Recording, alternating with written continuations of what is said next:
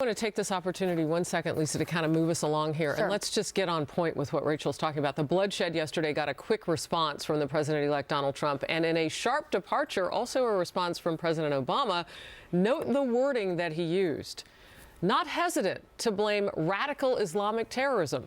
Interesting, considering he's not been using that term, even though this time around officials have not actually yet linked any of the attacks to ISIS or the Islamic terrorism that we've seen around the world.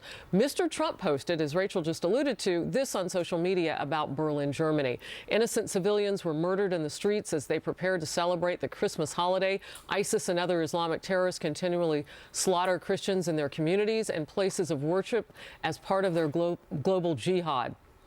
And about the assassination of Russia's ambassador to Turkey, Mr. Trump posted this: "We offer our condolences to the family and loved ones of Russian ambassador to Turkey, Andrei Karlov, who was assassinated by a radical Islamic terrorist." And he hit Twitter saying, "Today there were terror attacks in Turkey, Switzerland, and Germany, and it is only getting worse. The civilized world must change thinking." Your thoughts, Lisa? Well, absolutely. And I think we're seeing the destabilization across the world, because it's not just Syria, right? It's Iraq as well. It's the Russia being emboldened, Iran being emboldened. And you see really under a lot of this happening under President Obama, whether it's the failure to leave a status of forces agreement in Iraq, the failure in Afghanistan as well, the deal with Iran, the failed Russia reset with Russia. And now we're seeing all these actors become emboldened and the destabilization coming across the country. So I think President-elect Trump, he's inheriting a very dangerous world. And there are so many challenges that he's going to be facing as he enters into the administration. But we can't belittle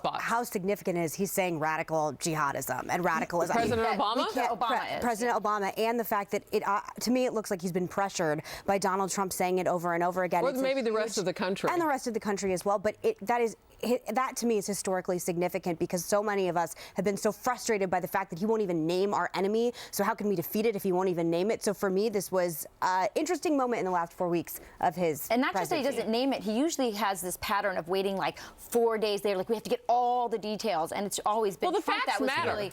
The facts matter. So now you see him willing to use the term, but jump out, in fact, before anybody has taken responsibility. Yeah, I mean, to me, we have this discussion all the time after these attacks. So is that political? This is not that complicated to me.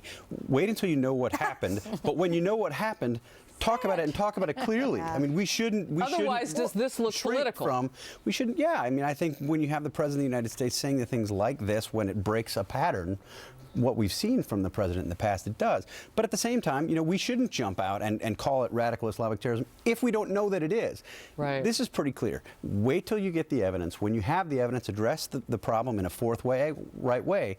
And what we haven't seen from the president, this being the exception, is him doing that. I mean, in the past, it's not just that he's refused to call radical Islamic terrorism what it is.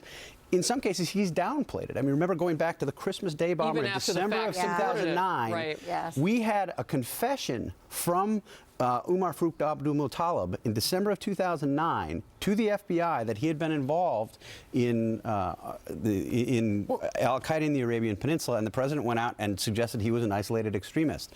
You can't have that, but you shouldn't jump to conclusions either. I want to ask about, though, this idea that Donald Trump gets in, our president-elect gets in, his Secretary of State pick has happened, not confirmed yet. He hasn't even taken office. We don't know what his policies will look like.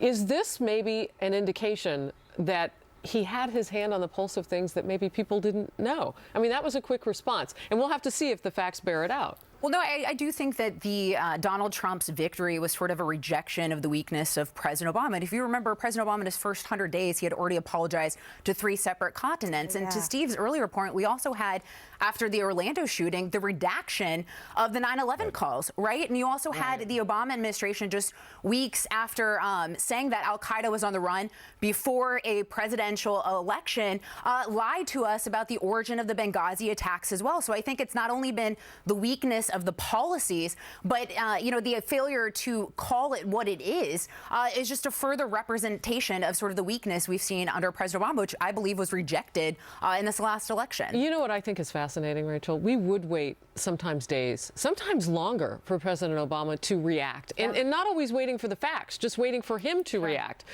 With the new president-elect, maybe not so much because of social media. What are your thoughts on that? What do you mean by that, Harris? Well, I mean, it was pretty quick. Oh yeah, but that's been his style. I mean, I think he hasn't. We all kind of know, right? Is that good for the country?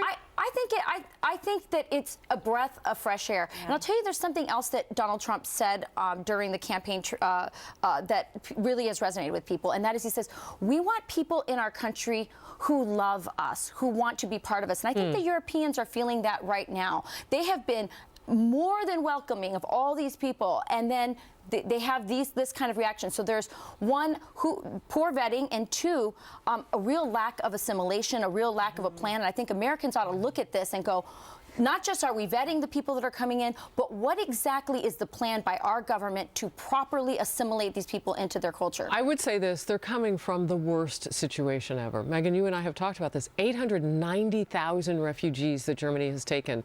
And you could have the best plans in hand, but they're leaving everything that they've known. So it's not like they've chosen to come here necessarily.